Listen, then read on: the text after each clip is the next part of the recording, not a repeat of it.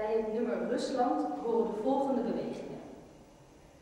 Kale steppen, diepe plassen, ruige toendra en moerassen, ijswoestijnen, wilde zwijnen, dichte bossen, berenvossen, blauwe Wolga vol met vissen.